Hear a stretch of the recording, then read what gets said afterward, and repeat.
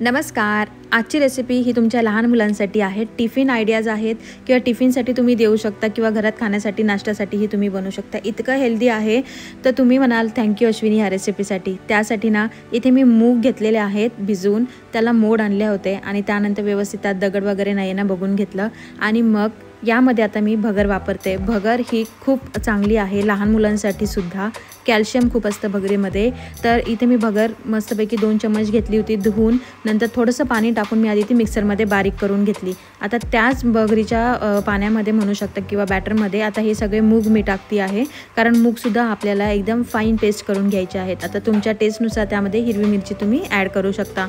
इथं मी 2 हिरव्या मिरच्या ॲड केलेल्या होत्या। आता याची आपल्याला एकदम फाईन पेस्ट करायची आहे, अजिबात दरदरीत किंवा मोठी ठेवू नका, थोडीशी ही बारीकच पेस्ट करायची आहे। आता ही बघू शकता किती छान मस्त पेस्ट बनलेली आहे। आता या पेस्टमध्ये ना मी सगळ्या हिरव्या पालेभाज्या घालते। बरीचशी मुलं आहे ना खायला नको म्हणतात पालेभाज्या किंवा कडधान्य जे मोड आलेले आहेत ते डायरेक्ट तुम्ही द्याल तर ते खाणार नाही, पण या पद्धतीने एकदा करून बघा, नक्की खातील। आधी मी पालक चिरून टाकलेला होता, त्यानंतर मेथी आणि थोडंसं माझ्याकडे कांद्याची पात होती चिरलेली ती टाकलेली आहे। त्यानंतर इथे मी बीन्स टाकलेले आहेत आणि कांदा टाकलेला आहे। गाजर माझ्याकडे अवेलेबल नव्हतं म्हणून मी गाजर टाकलेलं नाही आहे, तुमच्याकडे असेल तर नक्की टाका। आता थोडेसे मी हिरवे वाटाणे टाकलेले आहेत, हिरव्या वाटाण्याने त्याला टेस्ट खूप छान येते। चवीप्रमाणे आपल्याला मीठ ॲड करायचं आहे, थोडीशी जिरे पावडर आणि थोडीशी धने पावडर ॲड करायची आहे। या व्यतिरिक्त आपण कोणतेही यामध्ये मसाले ॲड करणार नाही आहे, कारण आपण हे लहान मुलांसाठी बनवते। बरं, इथे आपण सोडा किंवा इनो असाही कोणता पदार्थ घालत नाही आहे, पूर्ण हेल्दी आहे। बघू शकता हिरवे मूग, त्यानंतर कांदा, त्याच्यानंतर आपला कांद्याची पात आणि हिरव्या पालेभाज्या, पालक आणि काय मेथी सगळं ह्याच्यात मी घातलेलं आहे। थोडंसं बेसन मी घातलेलं आहे कारण बाइंडिंगसाठी। आता इथे आप्पे पात्रामध्ये मी आता ते थोडंसं बॅटर टाकते आहे, अगदी थोडंसं टाका कारण की हे माझं आप्पे पात्र छोटं आहे, तुमच्याकडे जर मोठं असेल तर त्याच्यात बनवू शकता।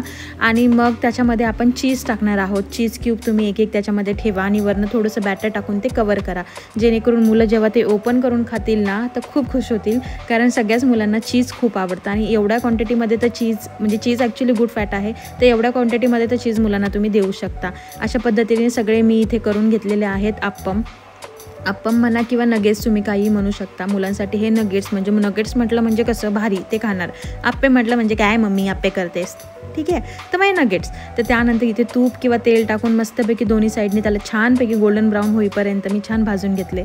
आणि आता इथे मी त्याचे पॅनकेक्स बनवते आहे। तर एक तवा गरम करून घेतला आणि तव्यावरती हे बॅटर मी असं छोटंसंच पसरून घेते, खूप मोठे करू नका, नाहीतर मग ते चपात्या नाहीतर मग ते म्हणतील मम्मी पराठे केलेत। पॅनकेक हे छोटे असतात आणि मग त्यामध्येही चीज टाका, वरून यालाही कवर करा आणि मग नंतर छानपैकी एकदम लो फ्लेमवरती ह्याला गोल्डन ब्राऊन होईपर्यंत भाजून घ्या।